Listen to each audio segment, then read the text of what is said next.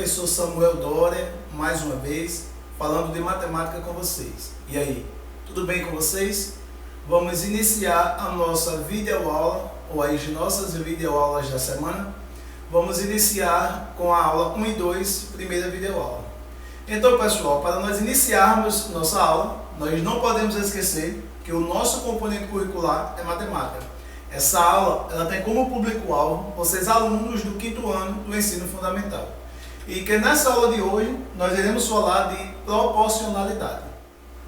E aí, prontos para iniciarmos mais uma semana com os nossos estudos de matemática? Então, pessoal, nós vamos falar de proporcionalidade na página 115. Abram o livrinho didático de vocês na página 115 e acompanhe conosco as resoluções das questões.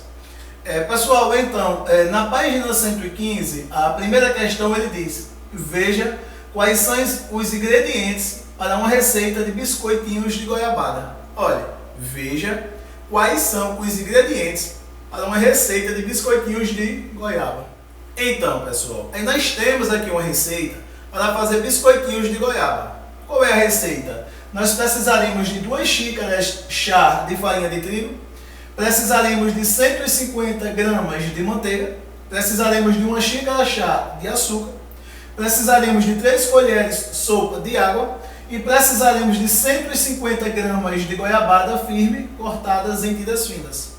Então, pessoal, com essa receita aqui, nós podemos fazer biscoitos de goiaba. Agora, quantos biscoitos de goiaba será que a gente pode fazer com essa quantidade de ingredientes? Vamos nos aprofundar a esse problema. Olha, sabendo que essa receita rende 36 biscoitos, ou seja, a receita que nós vimos, ela rende 36 biscoitos. Quantos gramas de goiabada seriam necessários para fazer 18 biscoitos e 72 biscoitos? É assim. Nós temos lá a receita com a quantidade de ingredientes suficiente para fazer 36 biscoitos de goiaba. Mas aí, ele quer saber o seguinte: quantos gramas de goiabada seriam necessários para fazer apenas 18 biscoitos? Metade do que nós tínhamos antes. E quantos seriam necessários para fazer 72? O dobro do que tínhamos antes. É muito simples, porque antes nós tínhamos que para fazer 36 biscoitos, nós usaríamos 150 gramas de goiabada. Então, portanto, para fazer 36 biscoitos, serão necessários 150 gramas. Como 36, como 18, ele é metade de 36, será necessário apenas metade de 150. 75. Ou seja, para fazer 18 biscoitos, serão necessários apenas 75 gramas de goiabada. Mas, pessoal, para fazer 72 biscoitos, que é o dobro de 36, aí nós vamos precisar de o dobro de goiabada. Ou seja, para fazer 36, 150 gramas, para fazer 72, 300 gramas de goiabada. Então, pessoal, nós vimos aqui o seguinte: na proporção que a gente aumenta ou diminui a quantidade de biscoitos, automaticamente a gente aumenta ou diminui a quantidade de ingredientes e de cada item da receita. Nesse caso, nós olhamos em especificidade a goiabada. Nós vimos que para fazer 36 biscoitos usaríamos 150 gramas de goiabada. Portanto, para fazer 18 biscoitos, que é metade de 36, usaríamos apenas metade de 150 gramas, 75. Mas para fazer o dobro de 36, 72 biscoitos, usaríamos o dobro de goiabada, 150, o dobro dele é 300. Portanto, pessoal, estamos falando de proporcionalidade. O que é proporcionalidade? São duas grandezas em que elas aumentam e diminuem na mesma proporção, e que uma depende da outra para aumentar ou diminuir. Por exemplo, aqui a receita depende da quantidade de biscoitos que a gente quer, ou a quantidade de biscoito depende dos ingredientes que temos em nossa receita. Vamos continuar? Então, pessoal, Maria agora ela quer fazer 360 desses biscoitos para vender. Quanto ela precisa de cada ingrediente para fazer esses biscoitos? Complete a lista a seguir com as quantidades correspondentes. Antes, fazíamos 36. Agora, queremos fazer 360. A primeira coisa a nós notarmos é que 360 é 10 vezes de 36. Ou seja, nós aumentamos a quantidade de biscoitos em 10 vezes mais. Logo, a quantidade de ingredientes da receita, todos serão aumentados em 10 vezes mais. Aí nós vamos dizer o seguinte: ele quer saber quantas xícaras de chá de farinha de trigo. Então nós vamos precisar agora de 20, porque antes precisávamos apenas de 2 xícaras chá de farinha de trigo. Quantos gramas de manteiga? Agora nós vamos precisar de 1.500, porque antes nós precisávamos apenas de 150 gramas de manteiga. Quantos xícaras de chá de açúcar? Agora nós vamos precisar de 10, porque antes precisávamos apenas de 1. Quantas colheres sopas de água? Agora nós vamos precisar de 30, porque antes nós precisávamos apenas de 3. Quantos gramas de goiabada firme cortada em fatias finas? Agora nós vamos precisar de 1.500 gramas, porque antes precisávamos apenas de 150. Então, pessoal, aqui nós estamos vendo que nós aumentamos a quantidade de biscoitos em 10 vezes mais.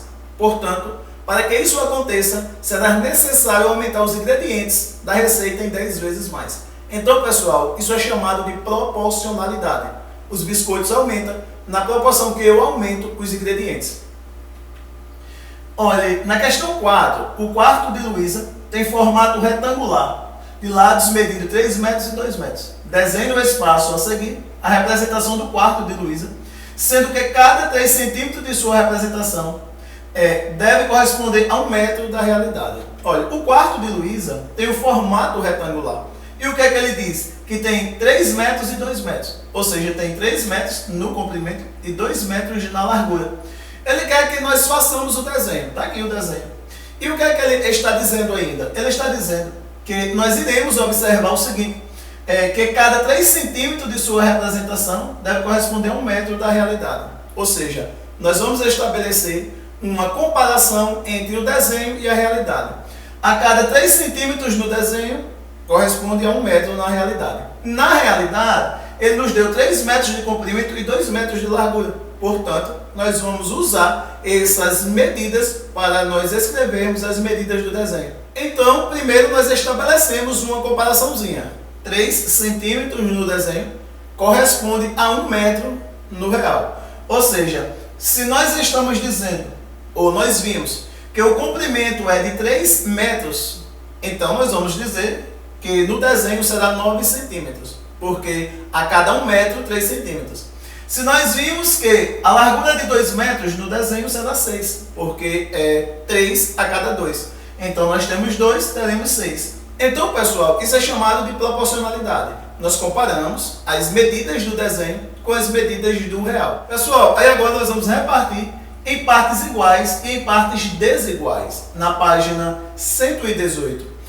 Falando em repartir em partes iguais e desiguais, primeiro, a Fábio ajudou sua professora a arrumar os 10 livros doados em um estante. Os livros foram distribuídos em 5 prateleiras. Em uma dessas prateleiras foram colocados livros de fábulas. Nas outras 4 prateleiras foram colocados livros de histórias infantis. Fábio, ele ajudou a sua professora a distribuir os 100 livros doados. A escola recebeu 100 livros e precisava organizar em prateleira. E aí ele colocou em uma prateleira, ele colocou livros de fábulas. E nas outras 4, ele colocou livros de histórias infantis. Pessoal, ele quer saber o seguinte, ainda lhe informa o seguinte: sabendo que todas as prateleiras foram colocadas a mesma quantidade de livros. Responda.